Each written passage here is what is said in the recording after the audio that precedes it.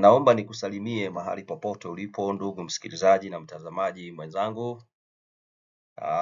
Umekuwa ni muda tangia tulipo kuwa tunazungumza katika series yetu ya The Seven Churches, na tuko katika kanisa la Smyrna. Okay, tuko katika kanisa la Smyrna, kanisa ambalo tulisema it is the Church of the Martyrs. Ni kanisa ambalo watu walikufa kwa sababu ya shughuli za Injili. Hatujaweza kufuatilia kama tulivyokuwa tumepanga, lakini mapenzi ya Mungu yafanyike kwetu. Mambo yametokea kadha wa kadha. Imekuwa busy, nimekuwa na mikutano ya Injili miwili iliyokuwa inafuatana. Tena mialiko kwenye makanisa yetu baadhi yake. Last Sabbath nikiwa katika kanisa la Chogoria Central SDA Church upande wa Meru. Na kama wewe ni mshirika wa Meru, na shukuru kwa sababu tulishinda na nyinyi Sabato iliyopita vizuri na tulibarikiwa tulipokuwa tunajikumbusha kwa nini Bwana akaliita kanisa duniani. Kwa nini aliamua kupitia kwa kanisa. Basi kwa sababu ya shughuli hizo zote na mipango mingine ambayo iko mbele yetu, naomba nikutangazia kwamba jumbe hizi zitakuwa zinaingia hewani siku ya Wednesday, na tukimaliza mipango ya kamera na lighting system, tutakuwa kila fundisho la kila Sabbath linakuja moja kwa moja ama live, ili tuendelee kujifundisha hata katika mambo mengine. Hata hivyo, Bwana amekuwa mwema kwetu, ametulinda vizuri, na ninatumai mahali uliko hata wewe amekulinda, na zaidi unazidi kukua katika wokovu, haswa tunapoendelea kujifundisha kupitia kwa makanisa haya saba. Kumbuka tunazungumza kuhusu historia ya kanisa la Kikristo, na tuko katika sehemu ya pili ambapo kanisa liliingia kwenye mateso makuu, na tuliweza kuona kwamba hatimaye watu wa Mungu katika kila taifa ama katika kila generation, hayo ndiyo baadhi ya mambo ambayo watapitia kwa sababu ya kutaka kuwa waaminifu kwa Bwana wao. Hata hivyo leo tuko na topic ambayo ni nzuri, who and why. Ni nani anayesababisha mateso haya kwa watu wa Mungu, haswa wanaohusika katika kubeba na kupeleka Injili. Tukiwa katika enzi zetu tunasema ujumbe wa malaika watatu, Ufunuo Revelation 14 verse 1 to 6, the everlasting gospel. Ujumbe ambao unarejesha watu kwa Mungu wao pekee wa kweli, na Yesu aliyetumwa. Alafu ni ujumbe ambao una expose ama unaweka wazi siri iliyofichika ya uasi, Babylon ama mystery of iniquity. Alafu baadaye ujumbe wa malaika watatu unasema ni onyo kwa wale ambao baada ya kuwa wamefundishwa na kupewa nafasi ya kuelewa kwamba kuna Mungu wa pekee na kuna true worship, kuna system ya ibada ya kweli, watakapotaka kuendelea ama kukaa katika ibada bandia ya yule mwovu, basi watapata adhabu ya Mungu isiyo na huruma, isiyo na neema. Basi karibuni sana. Huyu ni Evangelist Peter Maina. Nashukuru ya kwamba uko mzima. Nami niko salama na familia kwangu, na basi tutaomba kisha tuingie kwenye fundisho la jioni ama la asubuhi la mchana kulingana na wakati ambao unatazama video hii. Hebu tuombe. Baba katika Kristo, tunashukuru kwa sababu ya kurejea hewani. Tunaomba ya kwamba uzidi kutufundisha sote. Mbariki msikilizaji aliko na mtazamaji vile vile. Nitumie kama chombo kwa hali ya kunikumbusha, niweke maneno yafaayo yatakayomtia nguvu msafiri pamoja nami katika moyo wake na katika safari imani. Atakayeonywa aweze kuonywa, na yule Bwana zaidi sana sisi wote tukumbuke katika enzi yako, hasa tuko katika kizazi cha mwisho, mambo mengi yanafanyika katika ulimwengu na katika kanisa. Basi mambo hayo tunapoyajadili kila siku, tunaomba neema yako itufunike katika Kristo na maana kuamini. Amina. So kumbuka tunasoma Revelation chapter 2 verse 9 to 10. Kumbuka nilikwambia hii series itakuwa mrefu kidogo kwa sababu tunataka tung'amue mambo tu tofauti humo ndani. Now ukiangalia Revelation chapter 2 verse 9 and to verse 10, kuna mambo ambayo in fact especially to verse number 11. Na ukiangalia vizuri kuna mambo ambayo yanajitokeza. Jambo la kwanza, Bwana anapozungumza, kumbuka when Jesus was introducing himself to this church, he introduced himself as the one who was crucified, died and resurrected. That is the introduction. Ni vizuri at your own time angalia jinsi ambavyo Jesus introduces himself to every generation, ama every phase of the Christian church. Jinsi ambavyo alijiintroduce katika kanisa la Efeso, the Apostolic Church, sio vile anajiintroduce katika kanisa la Smyrna, na sio vile atakavyojidhihirisha katika Pergamo, Thyatira, Sardis, Philadelphia na Laodikia. Anajidhihirisha kulingana na kile ambacho anazungumzia kuhusu kanisa hilo na ujumbe maalum kwa kanisa hilo. Okay? So najua dhiki yako, we are in verse 9. Najua dhiki yako na umaskini wako, lakini utajiri. Najua na matukano ya hao wasemao ya kuwa ni Wayahudi na sio mbali ni sinagogi ya Shetani. Okay, number 1. Thou art rich, ya kwamba kwa kuonekana na jinsi ambavyo ulivyo katika macho ya kiulimwengu, wewe unayekubali kuteseka, kuteseka haswa kwa sababu ya shughuli zinazohusu wokovu, unajitesa nafsi yako.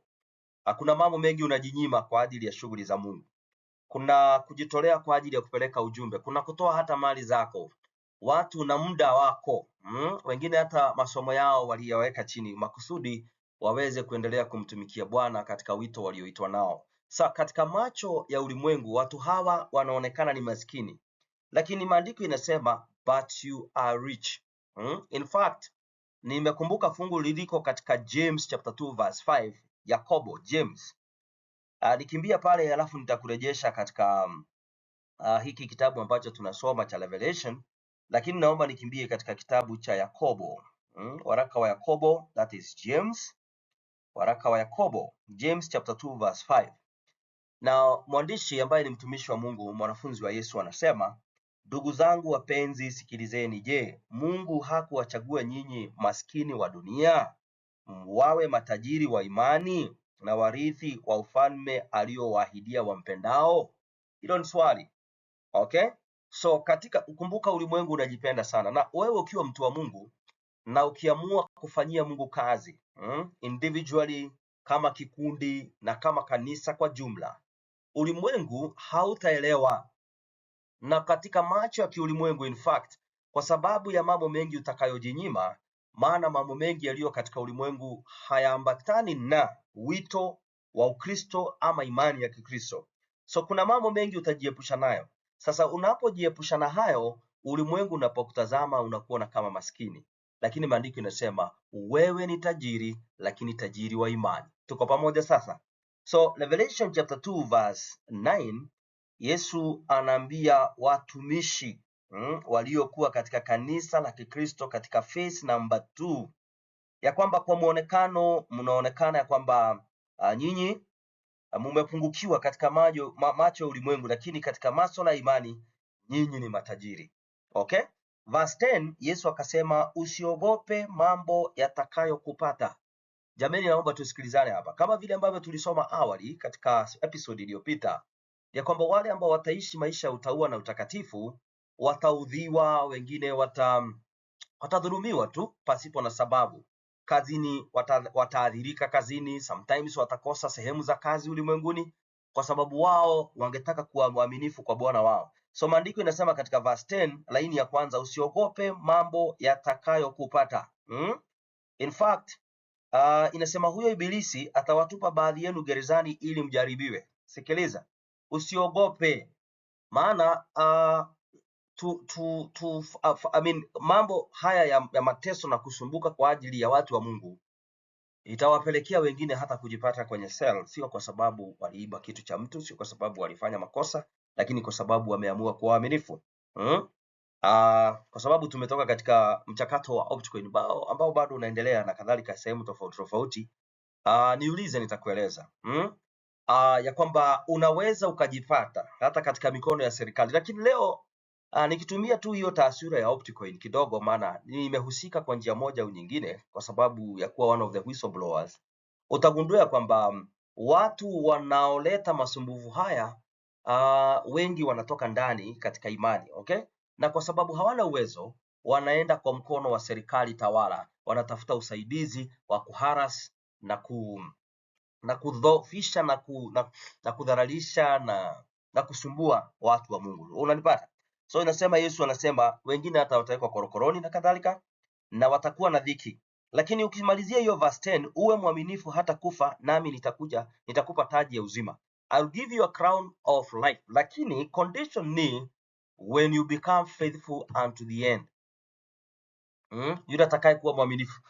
Kwa ufupi, leo naomba nikueleze kwamba hakuna jaribu lolote lile ambalo, na hiyo ni fungu katika Wakorintho wa kwanza 10. Ukienda kwa wakati wako utasoma from verse 11 through 13. Inasema hakuna jaribu ambalo Mwenyezi Mungu anaweza karuhusu limpate mtumishi wake ambalo hawezi akaepuka, kwa sababu tayari Mungu huwa ametengeneza njia ya kuepuka. So anasema there's a promise ya kwamba yule atakayevumilia, yule atakayekuwa mwaminifu to the very end. Tunaposema to the very end, katika jambo, kazini kwako, nyumbani, changamoto zitakuwepo ndio, lakini amua kuwa mwaminifu, mtegemee Bwana. Anasema utakapofanya hivyo mpaka mwisho, to the end. Uwe mwaminifu leo, kesho, Sabato, mchana, Jumapili, Jumatatu, kazini, popote pale uliko. Maandiko inasema basi kuna a crown of life. Alafu anasema katika verse number 11, yeye aliye na sikio na alisikia lile neno ambalo Roho anaambia makanisa, yeye ashindaye hatapatikana madhara ya mauti ya pili. Okay? Tunajua kwamba the second death, it is for those ambao hawatakubali mpango wa wokovu kama ulivyowekwa kupitia kwa Kristo. Basi iwapo watakuwa wamekufa ama iwapo watakuwa wako hai, iwapo hawatakufa ndani ya Yesu, iwapo Yesu atakapokuja hata wapata wakiwa waaminifu na uhusiano naye, basi inasema kwamba, yani kwa ufupi, mlango wa rehema unapofungwa, wale ambao wote hawatakuwa upande wa Kristo, hawa watapatikana na mauti ya pili. So tunaambiwa hivi, majaribu tutapata ndio, lakini wale watakaokuwa mwaminifu mpaka Yesu atakapokuja, basi kuna kitu ambacho watakuwa wamejiepusha nacho, ya kwamba mauti ya pili haitawapata. Okay? Kama walikufa wakiwa waaminifu, watapata ufufuo wa kwanza. Kama watapatikana duniani na Kristo wakiwa hai, basi watabadilishwa na tena wataungana na wale waliofufuliwa na kumlaki Bwana wa mbinguni. So hiyo ni ahadi. So therefore naomba sasa tunapoingia katika fundisho hili kwa undani, utafakari mambo ambayo umepitia, even the trials of faith, mambo ambayo kwa sababu ya imani yako, msimamo wa imani kama ilivyokabidhiwa watakatifu, yale ambayo umepitia. Unanipata? Nataka uyatafakari tunapoingia kama katika fundisho hili. So leo tunataka tuulize, ni nani huyu anayeleta dhiki kwa watu wa Mungu? Na hiyo ndilo swali ambalo tunataka kujibu. Ni nani? Na niombe nikueleze ya kwamba mahali tumefika katika historia ya ulimwengu, na mara nyingi tunaposoma Bible prophecy, mara nyingi tunapenda kuangalia kile kinachofanyika duniani, na mara nyingi tunasahau kuangalia kile kinachofanyika katika kanisa la Mungu, haswa katika kanisa la Adventista wa Sabato. Na ni vizuri tunapoangalia nje, tunaleta miwani na macho yetu ndani ya kanisa la Mungu, mahali ambapo sisi ni washirika. Okay? Tunalipata. Maana mara nyingi maandiko na mafundisho mengi yaliyo katika maandiko matakatifu, Agano la Jipya na Agano la Kale, yalilenga watu walioamini, waliomjua Bwana. Okay? Ili nao waweze kwenda nje na kuwabariki watu wengine. So leo nataka nipitie kwa haraka haraka katika mafungu ambayo nimekuandikia hapo. Tunataka tuulize swali, ni nani huyu anayetesa? Kumbuka tuko katika phase number 2 ya kanisa la la Smyrna, ambalo nilikwambia lilikuwa duniani past 100 AD mpaka sehemu kama 323 AD. Ni kipindi ambacho watu wengi walikufa kwa sababu ya neno la Bwana. Lakini leo nataka tujibu, ni nani huyu anayetesa watu wa Mungu? Jambo la kwanza, ukisoma hiyo verse number 9 of Revelation chapter 2, verse number, wacha nikuandikie verse number 10, inasema usiogope mambo yatakayokupata, tazama huyo ibilisi atawatupa baadhi yenu gerezani ili mjaribiwe. Na kwa ufupi, anayefanya mambo haya ni shetani mwenyewe, kwa sababu anapigana na Kristo mwana wa Mungu, ambao sisi ni wafuasi wake. Waadventista wa Sabato, sisi ni kizazi cha mwisho tunaokiri kwamba tumekabidhiwa imani ya watakatifu ambayo ni ya kumaliza habari na mpango mzima wa wokovu. Lakini swali ni hili, iwapo Revelation chapter 2 verse 10 inasema shetani ndiye anayeleta dhiki, anayepeleka watu kotini na kadhalika kujibu maswala yanayohusiana na imani, So nikikumbuka katika Great Controversy, namkumbuka Martin Luther anapoingia katika vikao, namuona mtumishi wa Mungu Paulo katika Matendo ya Mitume anapokaa na kuzungumza na Agrippa na Felix na wengine. Swali ni hili, ni nani huyu anayefanya mambo haya? Maandiko imesema ni Shetani, lakini naomba nikueleze ya kwamba Shetani hana ofisi. Shetani hajafungua ofisi katika kaunti fulani ama katika nchi fulani. Shetani huoperate kupitia kwa watu. He does not work in a vacuum. The devil, Lucifer aliyeanguka akaitwa Shetani, anafanya kazi kupitia kwa watu.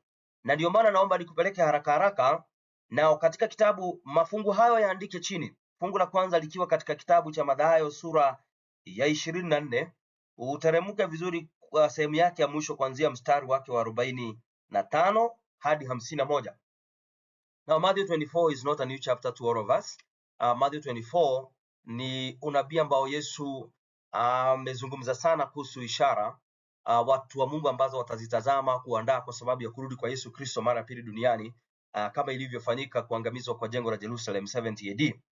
Na ameratibisha kuanzia kule juu jinsi ambavyo mambo yatakavyofuatana. Lakini ukifika verse number Matthew 24 verse 8 through 10, ukumbuke vita, njaa, magonjwa yasiyo na tiba, matetemeko ya ardhi. Yesu anasema haya yote ni mwanzo wa utungu. Maana utungu ama uchungu kamili unafanyika ama unapata watu wa Mungu wakati wanadhihakiwa na kufanyiwa kitu, kusalitiwa, okay, na watu waliokuwa katika safari ya imani pamoja, ndugu katika imani. Yesu akasema hivi, naomba usikilize verse 8, Matthew 24 verse 8 through verse 10. Inasema haya yote ndiyo mwanzo wa utungu, lakini wakati huo watawasaliti ninyi mpate dhiki, nao watawaua, nanyi mtakuwa watu wa kuchukiwa na mataifa yote kwa ajili ya jina langu. Ndipo wengi watakapojikwaa, nao watasalitiana na kuchukiana. Okay, huo ndio uchungu kamili. Uchungu kamili. Vita watu wanaipata globally.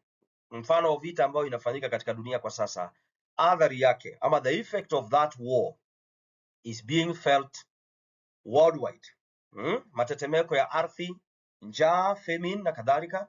Lakini katika swala hili la verse Matthew 24 verse 8 through 10, ni kikundi fulani cha watu ambao wanageukiwa na ulimwengu mzima na kusalitiwa na waliokuwa pamoja katika imani kwa sababu ya kuwa waaminifu kwa Kristo. Unanipata sasa? That is the real pain ambayo watu wa Mungu watapitia. Lakini tunashukuru kwa sababu anasema siku hizo kama hazingefupishwa hakuna mtu ambaye angeokoka. Unanipata sasa? So nataka tusikilize kwa makini. Now if you jump to verse number 45 to 51 at your own time, Matthew 24, maandiko yanaonyesha kwamba kuna watu wawili hapa walio katika imani moja.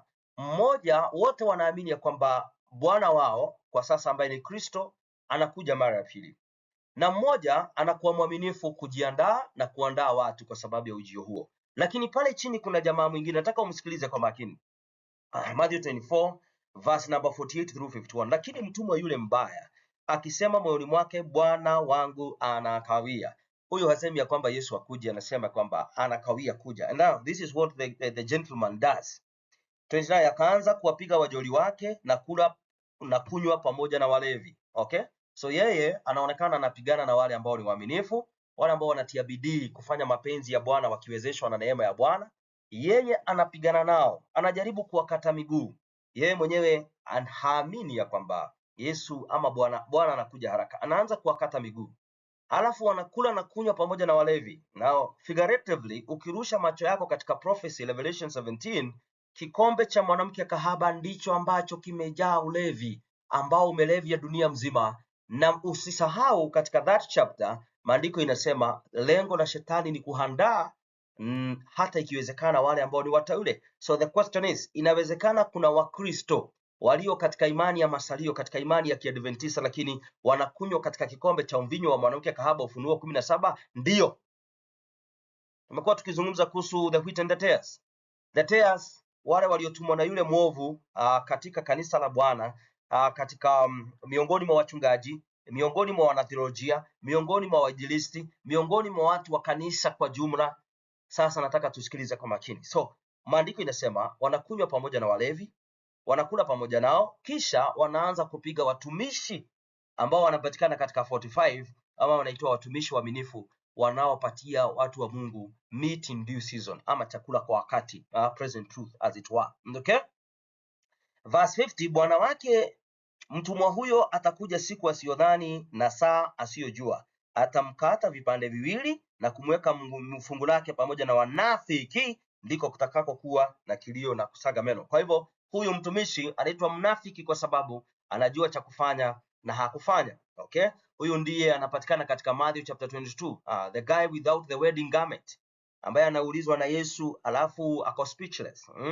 Huyu ndiye anasimamiwa na the foolish virgins katika Matthew chapter 25, ya kwamba hakuwa na mafuta kwenye taa. Tuko pamoja ndugu zangu? So sikiliza basi, anayefanya hivi, maandiko inasema anapiga wajoli wake, anapiga wenzake. Sasa tunataka urejeshe mawazo yako. Ndiyo tumezungumza kuhusu the experience of watu wa Mungu katika system ya pili, ama katika kanisa kwa jumla, katika sehemu ya pili ya kanisa la Kikristo in our part 1. But now in part 2 tunataka concentrate the application of that in our days, tunapo sukuma mawazo yetu tukitazama kurudi kwa Yesu Kristo mara ya pili. Okay? So wacha tumwangalia Yesu. Now, sometimes huwa tunaangalia ulimwengu, tunadhani ya kwamba ulimwengu ndio uko na shida na neno la Bwana na Mungu. Okay? Waadventista wa Sabato mfano sisi, ukituuliza sana utagundua watu wengine wakidhani ya kwamba ulimwengu ndio uko na shida na vitabu vya spiritual prophecy, ujumbe wa afya, true education. Naomba nikueleze, hapana. Kuna watu wengi sasa ambao si Waadventista wa Sabato wanafanya homeschooling. Kuna watu ambao wanasoma vitabu vyetu vya afya na wanaishi kulingana na ile nuru ambayo Mwenyezi Mungu amepeana, na kuna watu ambao wanafuatilia tu mapenzi ya Bwana kulingana na ile nuru walio nayo. Lakini sisi ndio ambao hatutaki kusikia ukweli. Sisi ndio ambao hatutaki kusikia spiritual prophecy kisomwa. Sisi ndio hatutaki kusikia neno na ujumbe wowote ambao unatuguza ama unaguza wenzetu katika sehemu ya maisha yao. Ukisoma Matthew 16:21, nataka usikilize. Tangu wakati huo Yesu alianza kuwaonya wanafunzi wake ya kwamba imempasa kwenda Jerusalem na kupata mateso mengi kwa wazee na wakuu wa makuhani na waandishi, na kuuawa na siku ya tatu kufufuka. Nataka tumwangalie Yesu sasa katika hii video, hii sehemu ya kwamba yeye anapozungumza kuhusu kuteseka, atakapoteseka, hasemi ya kwamba nitateseka mikononi mwa Pilato, hasemi ya kwamba nitateseka mikononi mwa Herode, hasemi ya kwamba nitateseka mikononi mwa watu wa mataifa. Anasema nitateseka mikononi mwa elders, nitateseka mikononi mwa makuhani na viongozi wao, the scribes, waandishi wale ambao walikuwa wanaandika sheria na kadhalika, na pia nitateseka mikononi mwa waandishi, the scribes, alafu baadaye wataniua, na baada ya siku tatu nitakufa. Now the same Matthew chapter, now tuangalie chapter number kidogo, chapter number 21. Chapter number 21 verse number 23, Matthew 21:23 inasema, hata alipokwisha kuingia hekaluni, wakuu wa makuhani na wazee, the priest, viongozi wa kidini na wazee na watu, of course walikuwa wameambukizwa hiyo kasuba, na viongozi wa kanisa wakamwendea alipokuwa akifundisha, wakasema, ni kwa amri gani unatenda mambo haya? Naye ni nani aliyekupa amri hii? Hayo ni mambo ya kawaida.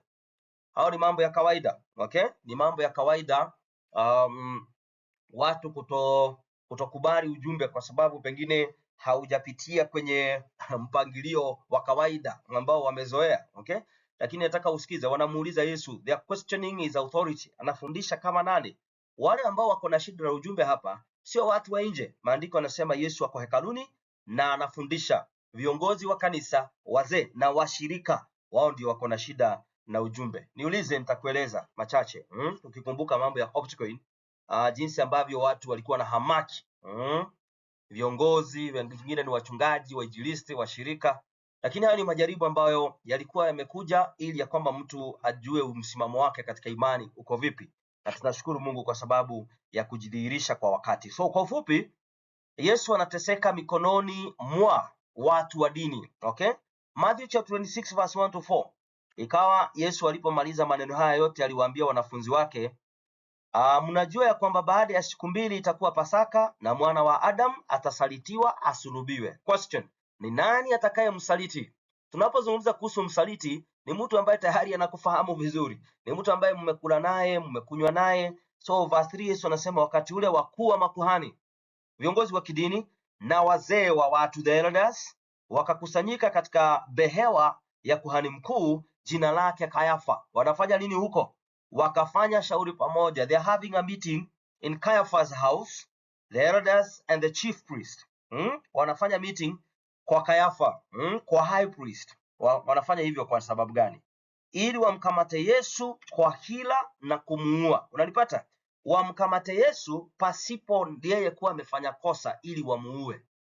Yaani hawa watu wanapanga vibaya hivyo. Wanapangia nani? Wanampangia mtumishi wa Bwana aitwaye Kristo. Na mafungu hayo mengine yote utayasoma kwa wakati wako, na kwa sababu yameandikwa hapo. Lakini naomba nikuonyeshe mfano.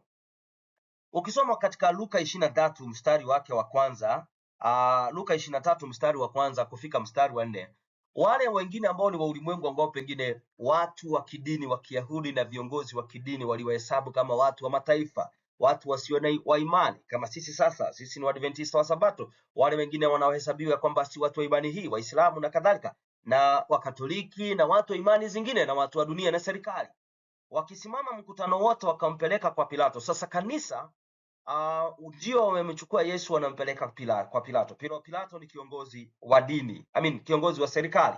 So hapa tunaona muunganiko wa dini na serikali, na anytime tutasoma wakati ukifika tutakapoingia katika Daniel, ya kwamba anytime utakuta dini na serikali zikiungana, kusudi lake moja ni kudhoofisha watakatifu. Tuko pamoja. Anytime a church and state comes together, kama vile ambavyo inafanyika Marekani sasa, ujue hatari iliyoko hapa mbele ni kwa wale ambao ni watakuwa waaminifu. Wakaanza kumshtaki wakisema, tumemwona huyu akipotosha taifa letu na kuwazuia watu wasimpe Kaisari kodi, akisema kwamba yeye ni mwenyewe ni Kristo mfalme. Verse 3, Pilato akamuuliza akisema, wewe ndiye mfalme wa Wayahudi? Akajibu akamwambia, wewe tayari umesema.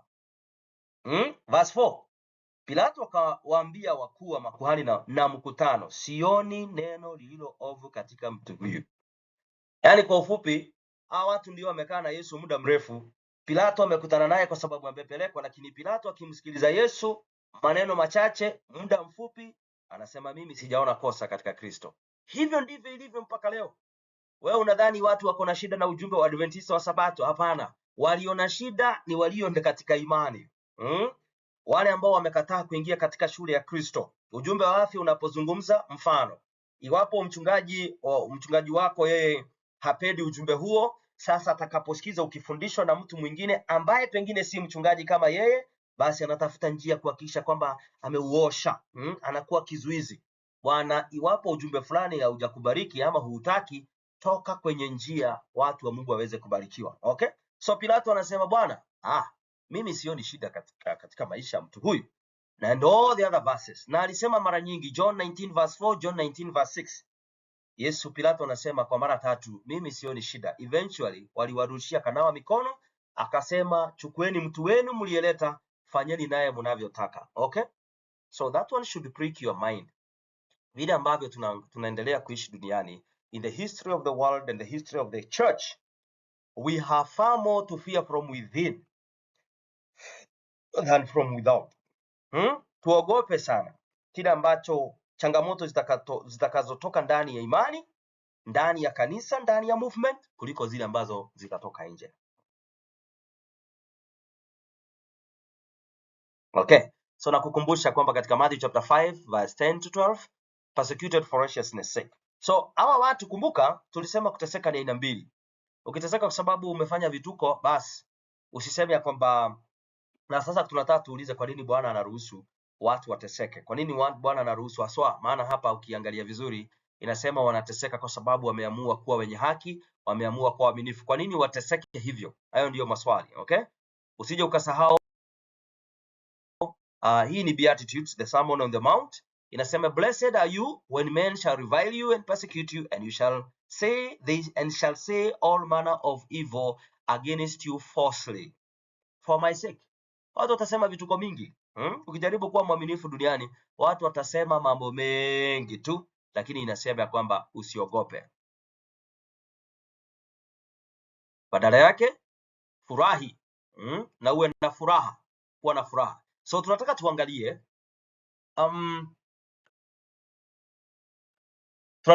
Bwana anaporuhusu mateso yaje kwa haswa wale ambao wameamua kuwa waaminifu. Nataka nikutie nguvu katika safari ya imani. Wale ambao pengine wameamua kufanya homeschooling, wameamua kutii ujumbe wa afya kulingana vile Mungu amewadhihirishia na amewawezesha. Kwa nini sometimes wanajipata katika changamoto za aina yake? Kwa nini kanisa kwa jumla, kando na mtu binafsi, tumejipata mahali ambapo tumejipata? Nataka tusikilize kwa makini leo. Na leo nataka tuangalie persecution, trials na mambo magumu ambayo tunapata positively. Mfano, mahali tumefika kuhusu swala la Opticoin, mambo ya CRVC, leo ninataka nikueleze ya kwamba mambo hayo yote yamefanyika kwa sababu kuna uzuri huko hapa mbeleni. Nataka unisikilize kwa makini. So James chapter 1 verse 2 to 4 inasema, count it all joy unapoingia katika majaribu tofauti tofauti. Kwa nini sasa mtu anapoingia kwenye majaribu, sometimes ni majaribu magumu, na anabaki kuwa mwaminifu? Kiangalia maisha ya huyu jamaa anaitwa Job. Uende usome Job 19 verse 13 to around 27. Utagundua kwamba wale waliokuwa karibu naye wao ndio walimuondokea. Wafanyikazi, mke wake na marafiki, watu wa nyumbani kwao, akaachwa peke yake na bwana wake. We are heading there. Mahali ambapo tunaelekea, all worldly support shall be withdrawn. Ni wale tu watabaki kwa Bwana wakimwamini yeye watakao faulu katika historia hii ambayo ni ya dunia. Okay? Tuko pamoja ndugu zangu? Wewe unafikiri wakati kabla mfano Opticoin haijaanguka watu walikuwa wameanza kuitana majina namna gani? Wengine walikuwa wanasema nyinyi ni watu wa dola, nyinyi ni watu wa shillings. Wale ambao waliona wakifanikiwa tayari walikuwa wameanza kuwatenga hawa wengine. Alafu mpira nao ukageuka baadaye. Unanipata sasa? Sasa nataka tusikilize. Lilikuwa ni jaribu ambalo halikuwa rahisi. Lilikuwa ni jaribu kubwa kwa watu binafsi, katika maisha ya watu, katika maisha ya wahubiri, wachungaji, wazee wa makanisa, kila mtu na kanisa lote kwa jumla, haswa katika nchi yetu ya Kenya. Lilikuwa ni jaribu, lakini nataka tusikilize. Count it all joy. Kwa nini?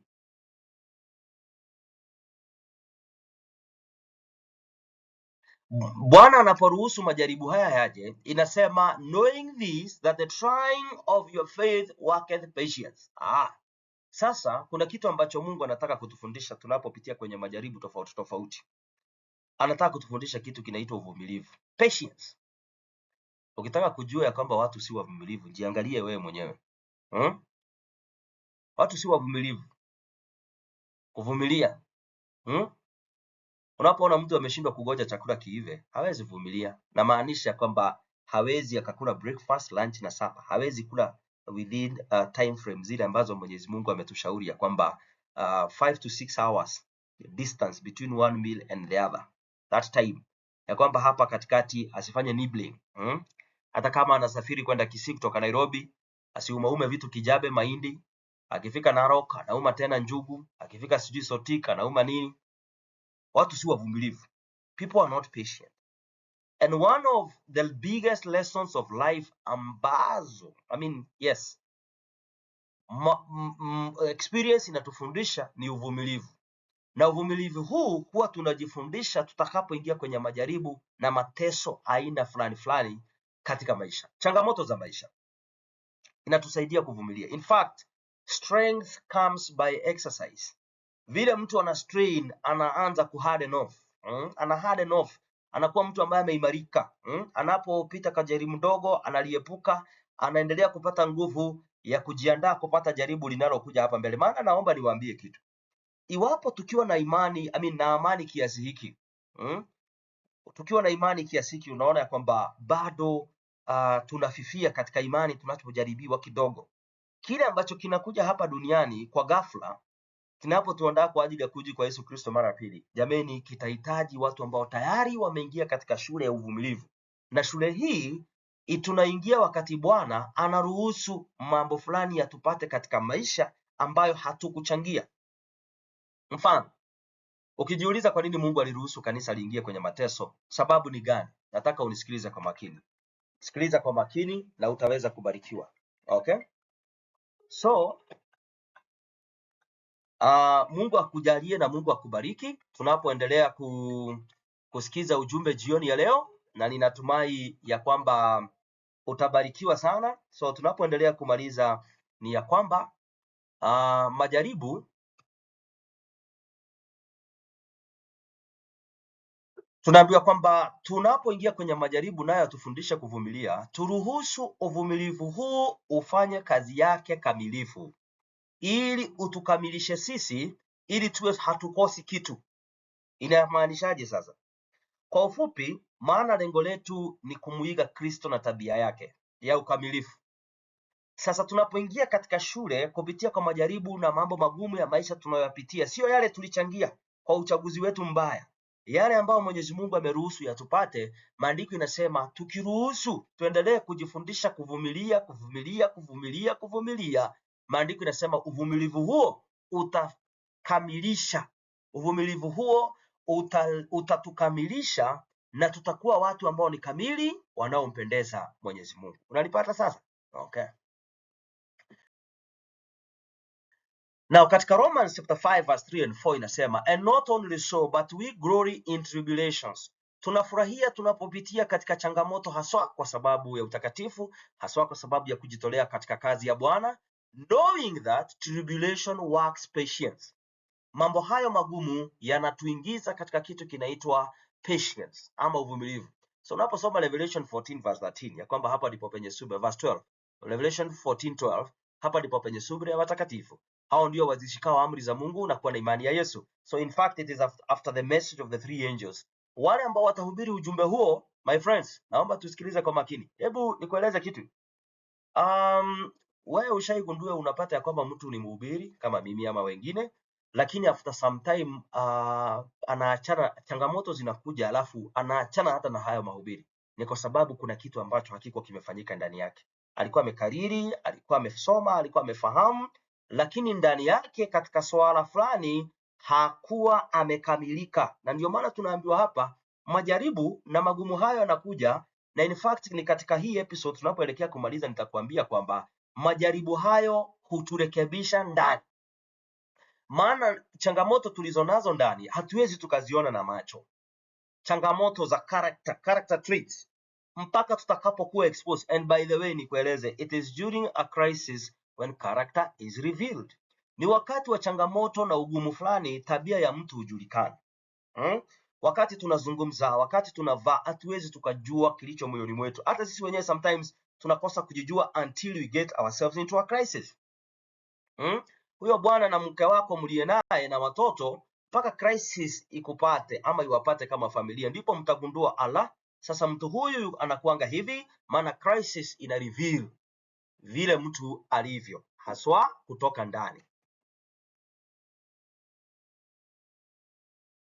So inaendelea kusema hii patience nayo tuiruhusu itufundishe kitu ambacho itupatie experience, nayo experience itupatie matumaini. So niwaambieni hivi, as we wait for the national Sunday law crisis kuwekwa katika ama changamoto zile zilizokuwa ambazo zinakuja duniani, kwa watu wa Mungu, lazima majaribu haya madogo madogo yaendelee kutufundisha na kutupatia experience ya kuvumilia. Experience ya kuvumilia. Na nikwambie, this includes mpaka kupokea ujumbe wa afya wakati unaamua kwamba badala ya kukula artificial foods, wewe unataka kutoa protein kwa wanyama, lakini unasema protein yenye mimea itakaa sana kabla ingie kwa mwili. Teach yourself how to be patient. Wakati watu wanaambiwa kwamba watengeneze good food in the house, wanataka kununua junk, maana imeharakishwa, imepikwa kwa haraka. Take time, make your food. That food making process teaches you patience.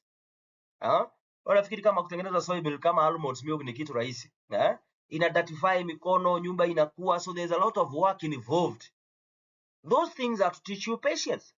Nayo patience ikupatia experience, na experience ikupatia hope. Na ndio maana tunaambiwa wakati wa national Sunday law crisis, kuna watu watakuwa pale kwa msitu wamekimbia, lakini watarudi haraka kwa sababu tamaa zao hazikujifundisha kukaa bila. Sasa watasema aidhuru, wacha turudi tukatafute mizoga, alafu mambo mengine baadaye. So tuingie kwenye spirit of prophecy. Now, katika spirit of prophecy tunaanza na gospel workers, page 372 paragraph 3. Nakumbuka tunataka kuuliza why. kwa nini Mungu anaruhusu mambo magumu yapate watu wa Mungu individually, kama familia, and sometimes kama kanisa kama kanisa tuseme a certain church ama global church. Ni nini kinafanyika? Kwa nini Mungu huwa anaruhusu? Tunaambiwa hivi, the very trials that test our faith. Haya mambo ni ya kujaribu imani zetu, and make it seem that God has forsaken us. Sometimes tukiangalia vibaya assume ama tutaona ya kwamba kama Mungu ametuacha, but these are designed to lead us nearer to Christ. Majaribu haya yako hivyo kwa sababu ya Bwana ameyaruhusu ili atulete karibu na Kristo, sio kwa mdomo lakini kitabia yatulete karibu na Kristo. So naomba uanze kuangalia mambo ambayo umepitia katika maisha yako in your house, anza kuyaona kwa mtazamo mwingine. Okay?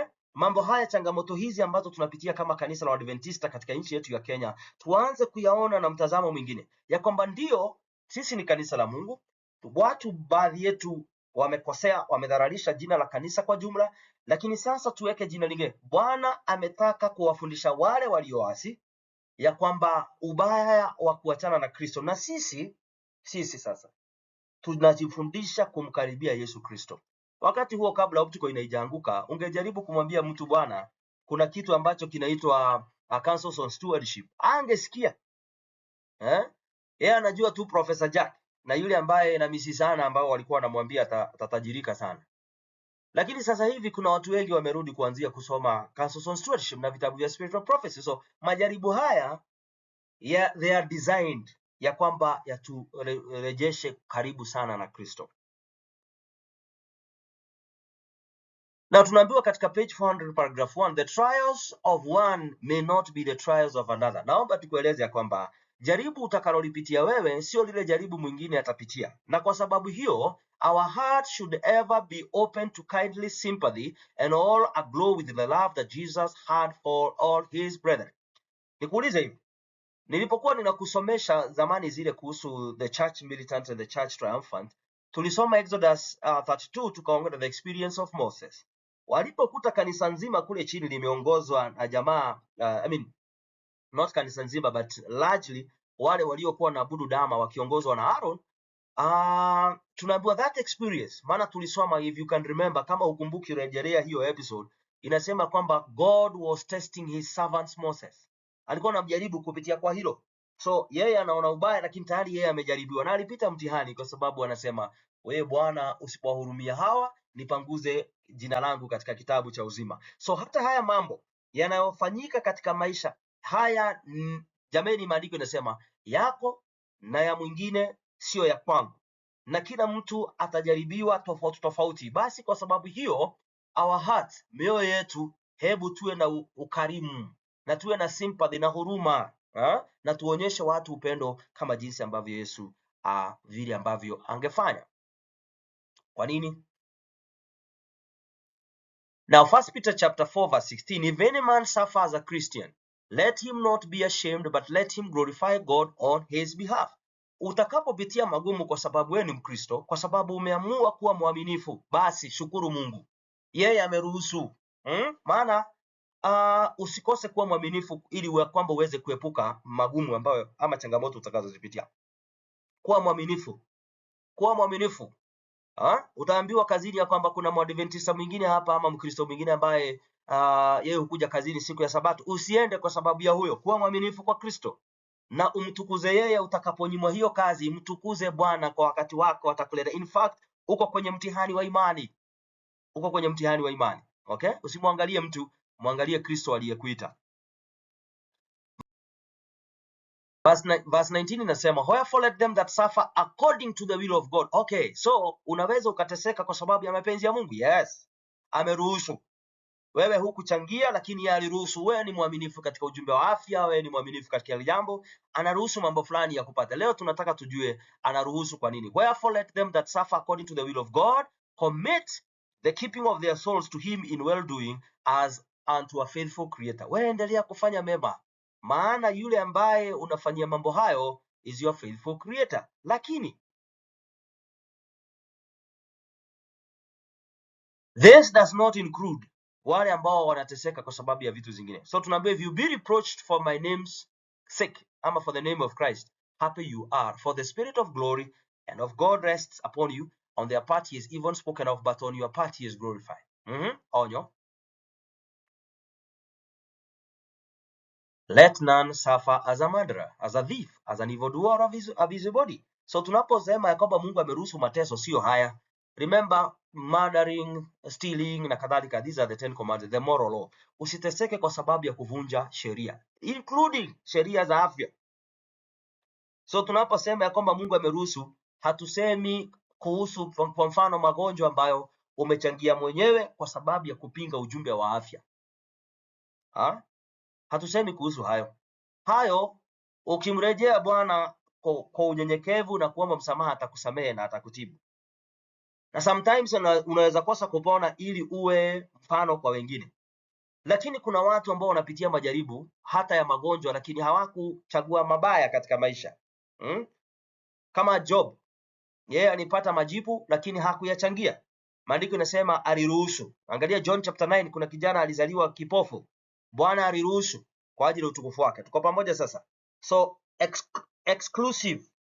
Tunaposema wanaojaribiwa kwa sababu ya Kristo, it does not include kujihusisha katika kuvunja sheria za Bwana, zikiwemo sheria za afya. Okay? Maana amadara unapo ukichajua ukweli alafu endelee kuua mwili huu kupitia kwa appetite, basi you are a murderer. Okay? So tunaambiwa katika Christ Object Lessons 174 paragraph 3, Christ desires nothing so much as to redeem his heritage from the dominion of Satan. But before we are delivered from Satan's power without, we must be delivered from his power within. Therefore, the Lord permits trials in order that we may be cleansed from earthliness, from selfishness, and from harsh and Christ-like traits of character. Sasa sikiliza. Majaribu yanapokuja yanatengeneza ndani ya mtu. So therefore, mfano kwa plot umekaa unatukana na mama fulani, unashangaa ni nini amekuamulia? Ni kwa sababu pengine umejaa hasira. Na mpaka hiyo hasira itakapokutoka, sasa atakutukana sana. Na ukihama plot, uende kwa plot nyingine, utakuta wengine 5 mpaka hasira ikutoke ujue kuwasamehe. Kama vile Kristo ambavyo alifanywa. So tunaambiwa sio mpango wa Mungu ya kwamba tukae katika dominion ya kusumbuliwa na yule mwovu. Yeye anatamani sana tuokoe kutoka kwa yule mwovu. Lakini anaruhusu majaribu in order sisi atutakase ulimwengu ulio ndani yetu. Selfishness, ubinafsi, the greatest of all popes, anaitwa selfishness. And harsh and Christ-like traits of character. Bwana aende akitusafisha. Na hayo mambo yanaweza kuja kazini kwako. Hukujua ya kwamba unakuanga mtu kama hivi. Until you exposed, Bwana anaruhusu ili akusafishe tabia ya ndani. Selected Messages, Book 2, page 160, paragraph 3, Ellen G. White. Tunaendelea kusoma. In Christian experience, the Lord permits trials. Katika experience ya Mkristo, kuna majaribu yatakupata mengi. Of various kinds. To do what? To call men and women to a higher order of living and a more sanctified service. So tunaambiwa Bwana ataruhusu tofauti za aina za magumu katika na majaribu katika maisha ya wanaume na wanawake, ili awaite katika kiwango cha juu cha kuishi na maisha yaliyotakasika. So it is the intention ya kupitishwa katika hayo ni kutakaswa ili tutoke tukiwa weupe kama hii shati ya mhubiri. In character. So yale ambayo unaona yakifanyika CRVC, yale unaona yakifanyika na Opticoin na mambo hayo yote, at the end of the day, lengo Bwana aliyeruhusu yatokee hivyo, maana anataka kutakasa kikundi kitakachomaliza kazi. Hello?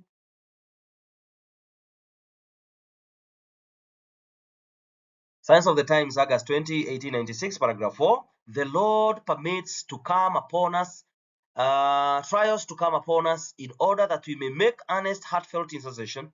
Trial brings us to God and leads us to form a closer connection with Christ our Savior. Trial forces us to do us vile ambavyo Mwenyezi Mungu angetuelekeza. Yes. So allow mambo hayo ambayo umepitia. Narudia Opticoin kwa sababu ndio imetuadhiri sana watu wengi katika kanisa. Ruhusu Mungu kupitia kwa ile ambacho kimekupata akuhumble. maana at some point you are never humble. Mpaka ile kidogo alikuwa amekupatia ulilisi ukapatia Professor Jack, ukakosa kumwamini, pengine hata ulidharau ujumbe wake, onyo lake. Lakini sasa majaribu hayo na yatulete karibu naye, ili kuanzia sasa tufanye mambo ya uwekezaji, ya biashara, ya malezi, ya kuongoza kanisa kulingana na vile ambavyo Bwana atataka. Tuko pamoja? So tunapoona changamoto katika mashule ya kanisa, nilisema bado haya wakati wake ukitafika tutayazungumzia, yanakuwa exposed ili ya kwamba turudi tukatafute councils on education, fundamentals of Christian education, councils of teachers and parents, the book education, ili tu run our schools kulingana na vile ambavyo Mwenyezi Mungu angetaka. Okay? Manuscript Releases Volume 2, page 269, paragraph 3. We enter the furnace of trial. Tunaingia katika tanuru la majaribu with our souls darkened with selfishness. And if patient under the crucial test. Tutakapojifundisha kuwa wavumilivu kama vile ambavyo tumesoma in the previous verses, we shall come forth reflecting the divine character. The Lord is able to deliver the godly out of the temptation. So tunahitaji kuvumilia jaribu moja baada ya lingine, na ahadi ni ya kwamba tutatoka tukiwa wasafi katika tabia ya ndani, na kutoka nje watu watamjua Kristo. This is Naina Nzuri, Faith I Live By, page 317, paragraph 2. The followers of Christ know little of the plots which Satan and his hosts are forming against them. But he who sits in the heavens will overrule all these devices for the accomplishment of his deep designs. The Lord permits his people to be subjected to the fiery ordeal of temptation, not because he takes pleasure in their distress and affliction, but because this proves essential to their final victory. So anaporuhusu ni kutusaidia tuanze kuexperience. Unajua hata driver anafanya mistakes, anaenda akifanya mistake.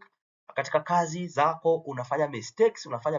At the end of the day, if you learn from the mistakes without giving up, utakama utakuwa the best katika hiyo field ambayo uko. You will be the best. Unafanya mistakes, unaendesha gari unagongesha, unafanya hivi, at the end of the day you become the best driver. Okay? So tunapomaliza, in the book Great Controversy, page 633, the precious Savior will send help just when we need it. The way to heaven is consecrated by his footprints. Every thorn that wounds our feet has wounded his. Every cross that we are called to bear, he has borne before us. The Lord permits conflicts to prepare the soul for peace. Yes, hizi conflicts ambazo tumezipata kila mahali, especially in the church today, zinafanyika hivyo maana Bwana anatuandaa kwa ajili ya kitu kizuri cha amani kinachokuja hapo mbele. Okay, ndugu zangu, kwa sababu ya muda, Evangelist Peter Maina, SDA Church Embu Town Nekef, ninashukuru kwa sababu ya kupata hiyo nafasi. Na sasa next Wednesday, God willing, tutaingia katika hatua ya 3 ya kanisa la Kikristo Pergamos. Tumetoka Ephesus, tumeingia Smyrna, sasa tunaingia katika kudiscuss the third phase of the Christian Church Smyrna. So Mungu atujalie na kubariki mahali ulipo. Ukibarikiwa, share, subscribe na uhakikisha kwamba wengine wameweza kubarikiwa. Tuombe. Tunaingia kwenye misururu ya mafundisho bado katika makanisa, makambi yameanza, prisons, mashule, makanisani. Wale ambao tutajaliwa kukutana katika nyakati za makambi, Mwenyezi Mungu awajalie sana. Wale ambao tumekutana hapo awali makanisani kwao, neema ya Mungu iwe nanyi. Na wale ambao tunakutana hapa kwenye mtandao, Bwana azidi kutubariki. Na kwa wakati, Bwana naomba niwatie nguvu, niwaambia kwamba tusife moyo, tusifishane moyo, tutiane nguvu katika safari, tuombeane. Na kama Mungu amekuita kumfanyia kazi, usiangalie mtu, tafuta ruhusa kwake, naye atakuelekeza katika neno lake na atakushauri jinsi ambavyo utakavyofanya kazi. So kanisa la mtandaoni, Mungu awabariki sana hadi wakati mwingine. Tuombe. Baba katika Kristo, hebu Roho wako Mtakatifu awe mwalimu, afuatane na ujumbe huo kwa masikio ya wote wanaosikiliza. Neema yako itufunike na ituneemeshe na ituongoze. Ni katika Kristo naomba na hata kuamini. Amina. Bye bye.